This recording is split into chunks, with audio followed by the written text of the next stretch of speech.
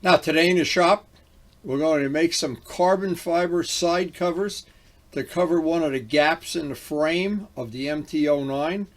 It's a relatively straightforward job, and we actually had time because the job went so well today to get some of the paint on, even the clear, and it's up by a heating vent drying by day's end. Anytime that's happening, that you start off with a part that was just raw carbon fiber and you've done all the work to it, and all the sanding and priming and fitting and making patterns, and at the end of the day it's hanging up by a heating vent. That's a good day.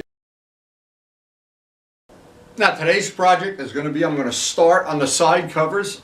This is going to be a lot more complicated than you think it would be to make these. I know, because I've made them for the 650 and it turned into a very long drawn out process.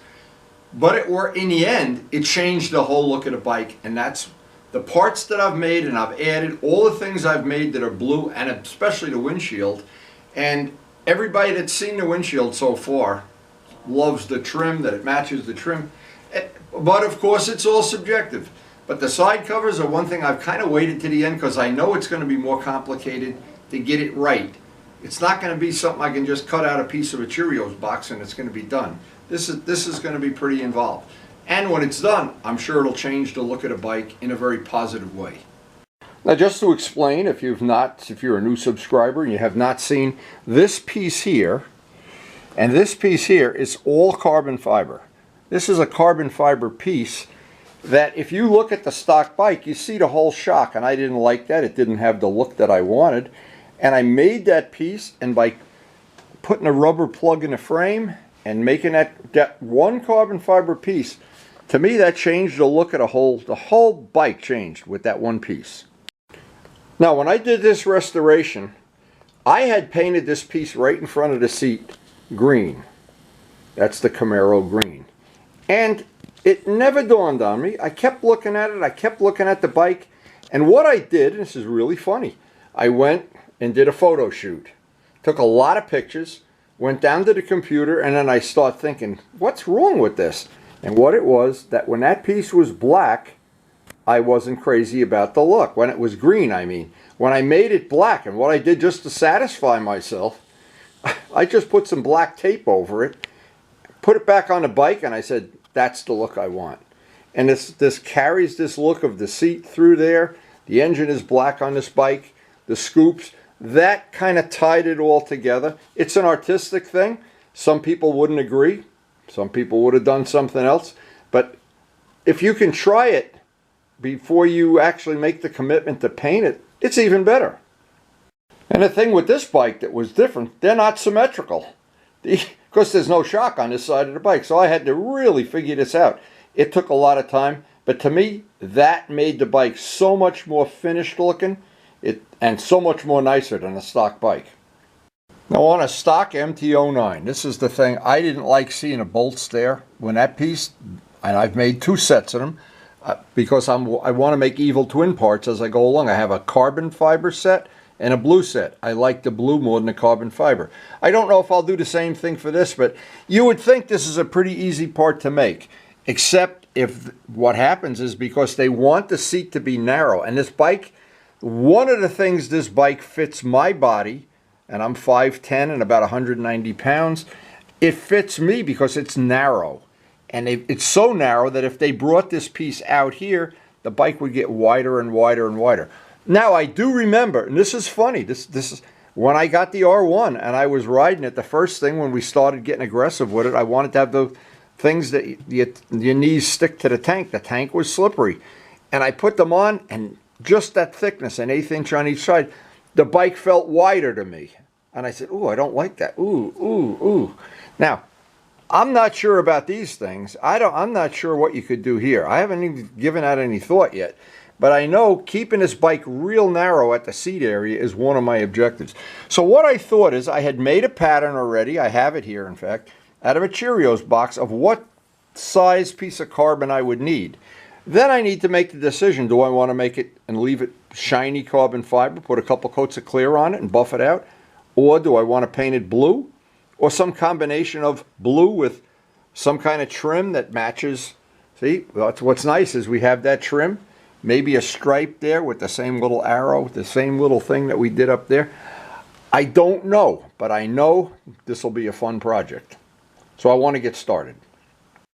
So like every project I work on, it starts with a Cheerios box. And this I had done on a previous video, and I had figured out roughly what that shape was so that I could start cutting and clipping and figuring out how I wanted to do this. But every one of these custom parts. Now I know Yamaha, I saw somebody that has a similar bike, had a piece that they bought from Yamaha. I don't know how it bolted in or snapped in, but really it's irrelevant because this is going to be a total one-of-a-kind thing. And what I'm trying to create here is a unique bike. Unique, that there's only one.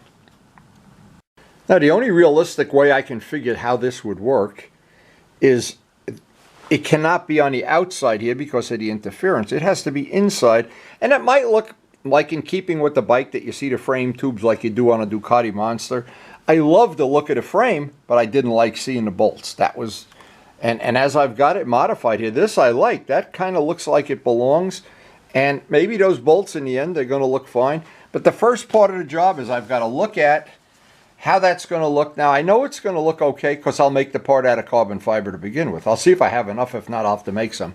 But to have it, if it's black carbon fiber, and if I don't like it, or I'll just make two pieces in the whole course of doing things, or if I don't have enough now, I'll make some more in the future and make an extra set. But it looks like what could happen here, it looks like I would have to make, actually I don't even have to make it. I can put a little spacer in the back, and I can glue this part, actually can glue it in with epoxy, because to get to it from the top, I can just heat this with a hairdryer and the epoxy will release. So I don't need it if I ever have to address getting into the ABS. Now that I have that figured out, now I've got to figure out what's going to happen on the other side. Now on the other side, I have to deal with, and it's just a mirror image of it. I don't know if it's exactly the same, but in this case, the only way I'm going to know is I'm going to take the same piece of cardboard, see if it fits in there before I cut any carbon fiber.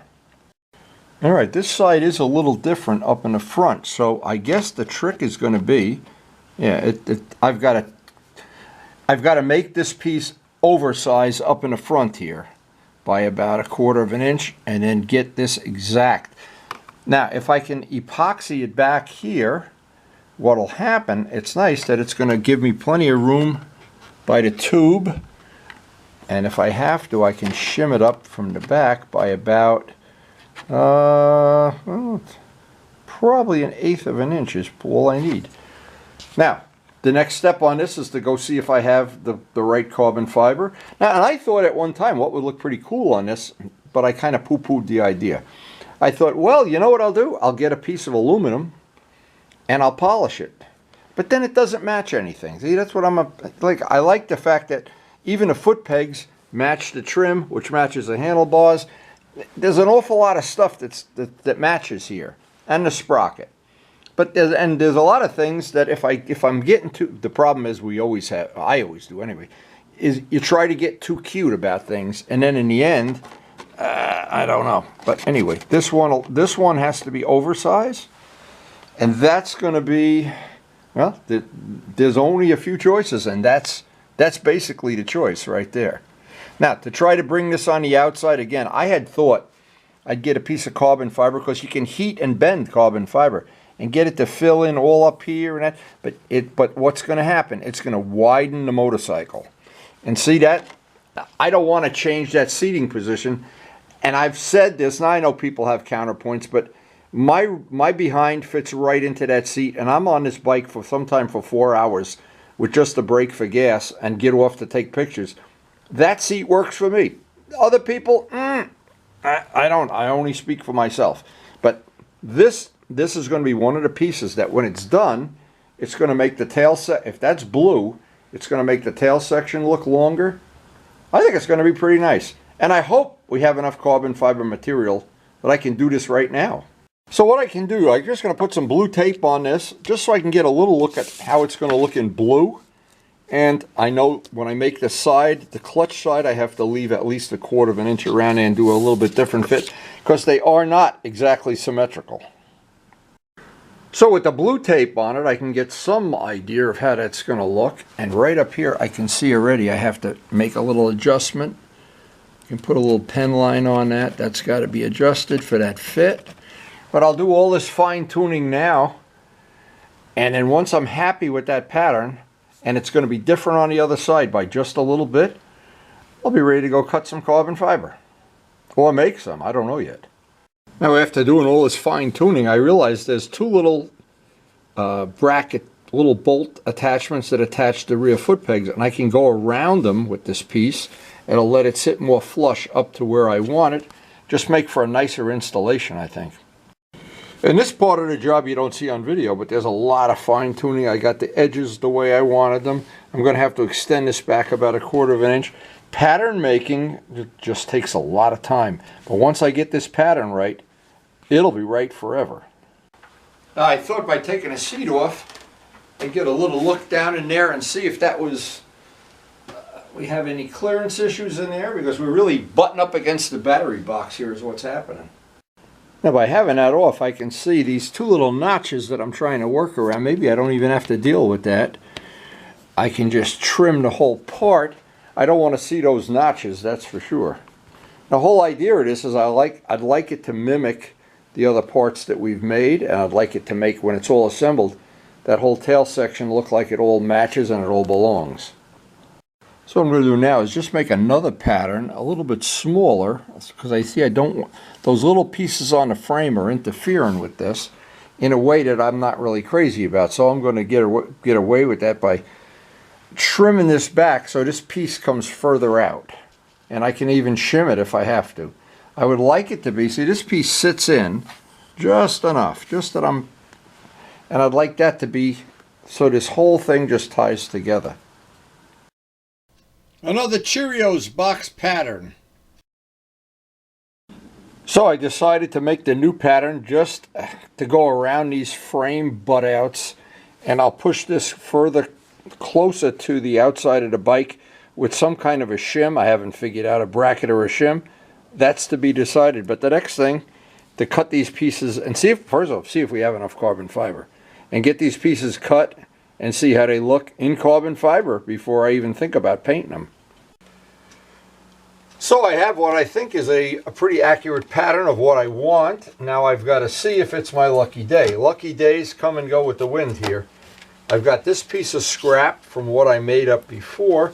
I don't need to worry about the orientation of the fiber, because we're going to probably paint this. In fact, I'll do the first set. If I make 2 sets, I'll do the first one painted. Wow, it is our lucky day. Holy mackerel, who knew? Okay, so that's going to fit right on there. And I don't have it, no problem at all on the back. So the first thing on this, I'm going to do this twice, of course. Now making patterns is, can be tricky, but if you practice, and I've got a lot of years of practice making this stuff for model airplane work, when you make the patterns, it's always a great idea to make them a little oversized. Never try to cut right on the line. So, and you can't really mark the carbon fiber, and this is going to have to be sanded, of course. So the best thing is always keep in mind oversize. When it's oversized, you allow yourself a little bit of extra leeway, I guess is the right word. And when you make it undersized and you take that last little cut off and you think, I just would have left that on. Usually you learn that pretty quick. Now another thing, I got to share this, because this is, if you make your own carbon fiber like I do, what happens, everywhere that there's a little edge, you're dealing with razor blades. And if you start running your hand across this, you're going to find them. You don't have to worry if you're going to find them or not. So the first thing is, let's see, I ought to make the opposite side first. See, we don't want to make 2 the same, because I want to have the good side. This material that we made has one good side. The other side is rough, which is great, because that's where we're going to put the epoxy. That'll be in our favor, in fact. But we can make one side first and just see how this is going to play out. It looks almost like I designed it this way, but this is very rare. Almost every time I've ever done this, you wind up on the other end of this stick of, it's a little bit too small. So the first thing is to get a nice accurate line of what we want.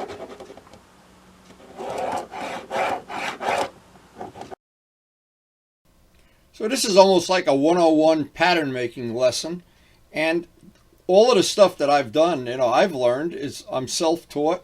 I've never gone to any school to learn any of this stuff, but what happens is you figure it out real quick when you take a part like this and the saw goes off into the part and the part's a little bit too small. You learn to leave the line on, leave the tape on. Now in this case, I'm making a little edge, and I'll show this up close and personal so that you can see once that's on there, I want to have like a little roadway to run that blade between going off into the blue and going off into the carbon. And right there, that'll give me just enough material over.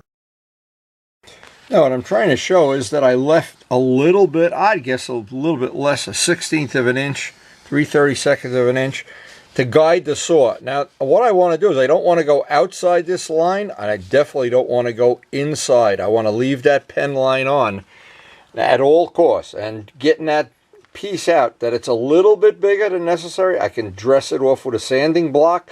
But if I make that too small and I've got a gap that I'm not happy with, or up around here I get the radius wrong, then I've got to make another piece. Now luckily I have one extra piece of carbon fiber, but I'd like to do this right on the first shot.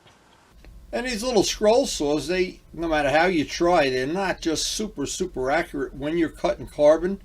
And of course they are rough on blades. Carbon is rough on blades. It's always good when you do this, have a bunch of spare blades. Now the way I always cut when I cut with that saw, because that saw, you can see it doesn't really cut as accurate, as close. Now the last little bit I can get off with the belt sander, or in the case of carbon fiber I could just do it by hand if I wanted to. But it's always good to leave the line on.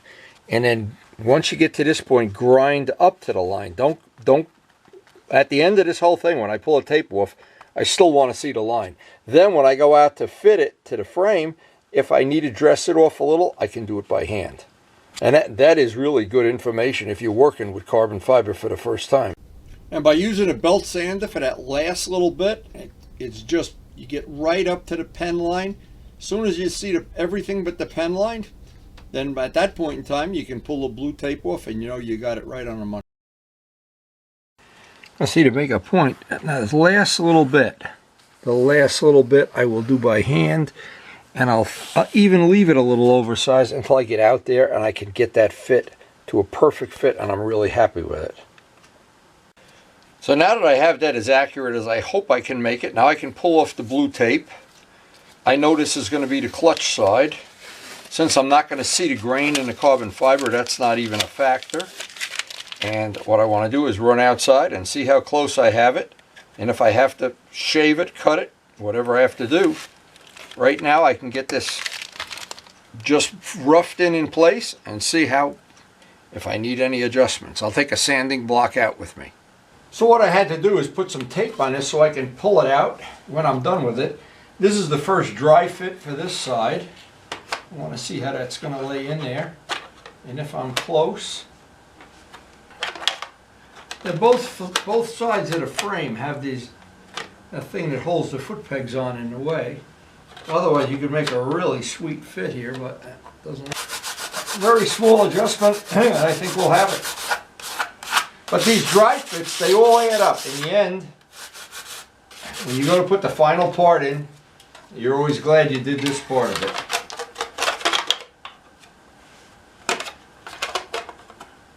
And this is going to be shimmed away from the battery box by some amount anyway. Yeah, that's going to be nice. So as part of my Evil Twin project, and even if I'm going to make these blue, but I really do want to make a set. And next time I make carbon fiber, I'm going to make enough that I can make a set of just carbon fiber here. And see, it's these little foot peg things. It's annoying that they're like that, but I guess there's not much you can do about it right now. But for the first one, I think that's a pretty good fit. So now I have this piece that I'm real happy with the shape, the final size, and I just reversed the tape on this to see if I could get this side that I know they're symmetrical at the up to a point. I got the angles right. Oh, tape came off. That's okay. That's okay. Actually, they're both pretty good. Yeah, that's going to be as good as it gets for right now. So what's going to happen now? I have to make this exact part, but reversed for this side. But they are pretty symmetrical, and it was these angles and edges and everything. I wanted to make sure they were going to be close, and it looks like they are. But of course, this material only has one side. I'll call it the good side, even though that's going to get totally sanded, and there are some little pit holes in there because this is not the middle of the material. So there are some little defects in it, but it's all going to get sanded down. But the next thing is to cut his sister piece here. So now I know I have a really accurate pattern. This is really as accurate as it's going to get. Now I know, and this is always the thing in modeling, you make two of the same, you've got to make one reversed. So this is a constant problem we've dealt with before, and we'll try not to do it again. So this side is going to be here, and we're going to basically repeat everything we did on the first. So there's no point recording it over and over again because this is going to be redundant. And that'll probably use up the rest of the day, but I am very happy to know that this is going to be well on the way. We'll be ready to finish it tomorrow, depending on how much time we have. Keep in mind we have a bed and breakfast here.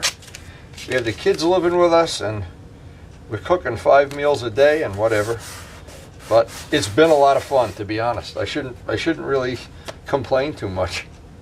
It has been a lot of fun. Well, it looks like we're going to be able to use this up.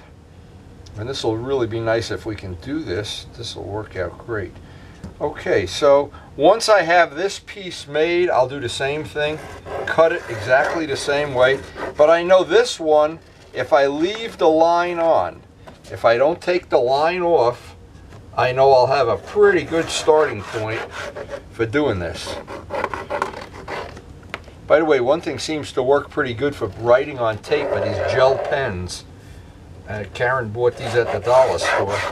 Much better than ballpoint pens. They leave a nicer line.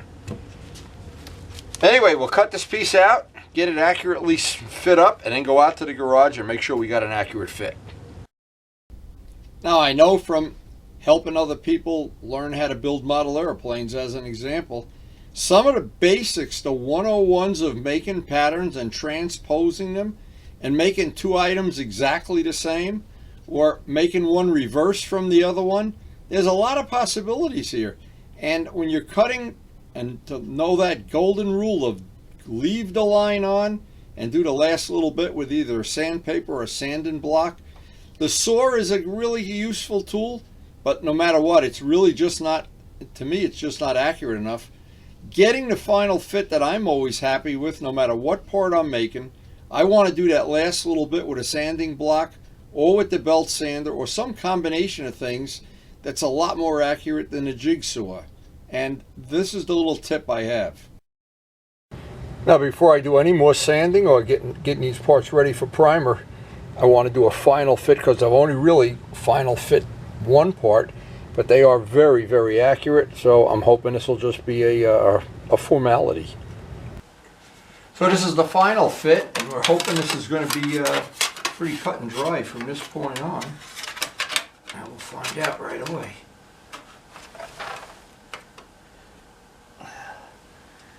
Well, that looks like it's going to be really, really nice, in fact. And I guess, I'm not sure I can get my hand up in there. Yes, I can. Ooh, that's nice. Wow. Yeah, that's going to be fine. Now, making the mounts up is a whole separate, there's a separate thing. I don't know how I'm going to do it yet, but getting these pieces done today was a major thing. Now, I can get, I don't know how the day is going to play out time-wise with the bed and breakfast, but I can get some primer. At minimum, I can get some primer on these and get them sanded, so I don't want to miss that opportunity to do that because it is a nice day for painting. So hopefully we've got all our fits nice now. The thing is to get the edges radiused. The back side that's not going to get painted, I want to mask off the part that's not going to get painted because I want whatever epoxy we use to get a good grip there. And this side we're going to have to sand with some 400 and take care of that. Get a nice etch on that before we prime it. This worked out way better than I thought it would. There's some defects in this piece because we used up ends. So I may have to put a little Bondo on this, I don't know yet, or some filler. We'll see after we get this all dressed off. But this was a major thing to get done today, and I did not know until I actually put these parts on if it was going to work out as good as I thought it would. But this back has to get roughed up so that the epoxy sticks. And the other side is going to get wet sanded with 400 and Dasa. We're going to get that moving as cooking along here while we still have some daylight. Now, as I always say, before you sand, this is a part we're not going to see, so I just want glue to stick there. But any part that's going to take paint, that we're going to see the paint, before I ever do any sanding on it, get some simple green or something similar, a degreasing agent. Give it a couple of good wipes before we sand it, because if there's any silicone, or we know there's PVA, the mold release that we used on these, there's always molecules of it on there, and I want to minimize the chance I'm going to have either problems or fish eyes or whatever. And by the time you have the fish eyes, it's too late. So you've got to do this like getting the foundation of the house straight before you put up the rafters. Now, once the simple green does its magic and gets rid of as much of the grease and fingerprints and oil and everything that's on that PVA even, you want to get that all off before you hit the part of it that you're going to be actually using, that you're going to put paint on, that you're going to see. So this part of it, 400 grit, and I really took my time and got this as etched as possible, because I want that primer to stick. More than anything else, I want that primer to get a good grip. If you don't get this etched enough, no matter what you do, that primer just doesn't get a good enough grip. Now it looks like there are some little defects in here, so we're going to see if the primer doesn't cover those up. We'll have put some of that little Bottino filler in there. But that's pretty much ready. I got to make handles now to hold the part, and we're ready to prime. So this is the primer that we're going to use, primer sealer. And I got to share something. See, I've written good on this one. I've got a bunch of cans. I bought, I think, a dozen at one time. And what happened was, I'll bet half of them, the tip just spits terribly. So I don't know. You got to be careful when you buy this. And I don't know whether that means there's just bad tips or the paint's getting old or what. I'm not sure.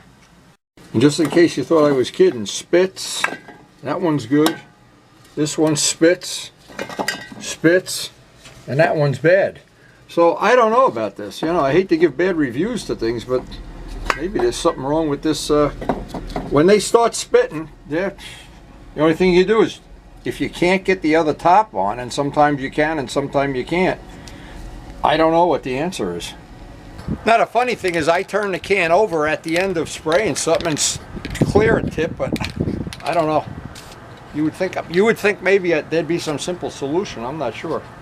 Anyway, now the idea of the primer is just to act as glue. We don't want to have that big giant buildup of primer. The part Turbo Steve I just worked on, his hugger, had so much primer on it. Now what I wanted to do is I wanted to back mask off the back, but I guess I'll just live with this because I'm going to go work around it. Yeah, there's still some defects in here. I'm going to have to put a little, once this dries, put a little bit of Bondo in it. And right here, close to the end of the day, is when the wind starts blowing, and you just can't make this up. It was reasonable all day, but boy, at the end of the day, it was howling. Unbelievable. The primer's drying up by the heating vent. We're going to get the Chromax Blue. This was custom mixed by Dennis, and he did a great job. And the Chromax Blue went on beautifully. It's a premium paint and covers great. And you need 2 coats, though, to get the color. Now the other part has a little bit of that red filler where I had some little painting defects. This one was fine, but that was a piece that was right at the end of the material we made. That's par for the course. So these are all the little pockets that little, at the end of a piece of material, usually you would just, well, some people would throw this part away. You can just fix it up with this. I'll put another coat of primer on this, and they're just little pinholes. But if you don't do this, what happens is in the final part, you wind up with little defects, and I don't want to have any defects. So I'd like it to be as good as, always as good as I can possibly make it. So because it's very cold out there, the heat never shuts off at this house. It almost never shuts off, so unbelievable. So anyway, this is a funny thing, talking about heat in the house. Rip sends me an email with him chopping wood. He says, this is why I'm in such good shape. Maybe he thought I was going to start chopping wood. I don't know. I work on motorcycles. I don't chop wood. Okay, so all this needs now is another quick thin coat of primer. Let it dry up by the heating vent, and then we'll be ready to rock and roll here.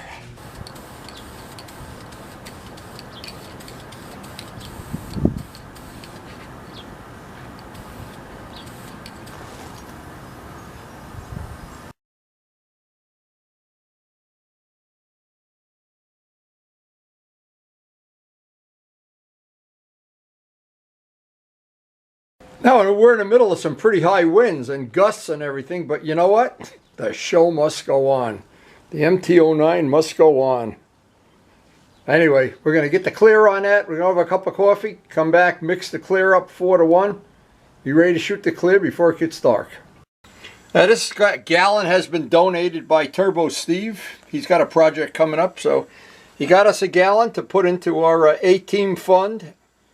And we're going to start the first one to use it and see if it's, well, we've used it already. And it's good. And if you ever have a choice, always get the fast hardener, not the medium. Now, even with the high winds blowing, didn't stop us from getting a clear on. And it was getting colder and colder. These days, it's supposed to get warmer and warmer, but then at the end of the day, you try to beat the system, and it just gets colder and colder there. But we did get the job done. As always, everything else is inconvenient or cold or something else. But the thing that always matters, you get the job done. And in this case, at the end of the day, I wanted to get the part warmed with a hairdryer a little bit, because it really was getting cold here. So despite the cold, despite the high winds, despite everything, hey, we got the job done. It's in the garage drying overnight. Tomorrow we'll bring it by a heating vent. And if it's ready to buff, we'll buff it. If not, we're going to let it sit for a day or two and work on other projects. Well, I really didn't expect to get this much stuff done today, but I'll take it. And anytime these days play out like this, you never know. And there's always things that come to slow you down. And I never really care if they slow me down. I care when they stop me. And today we got slowed down a little bit by the cold, by the wind blowing, but nothing stopped us. And at the end of the day, it's always that important thing. When I finish for the day and clean up the workbench and clean up and vacuum and everything, I want to know some part is up by the heating vent. And today, the parts were up by the heating vent. Now, I don't know how this is going to play out tomorrow, because with the bed and breakfast, we never know what's going on here. But anyway, I do try to post up some video every day of what's going on in the shop and in my life and with Karen and with my family, and most of it motorcycle related, because I know the thing we all share, the passion for motorcycling.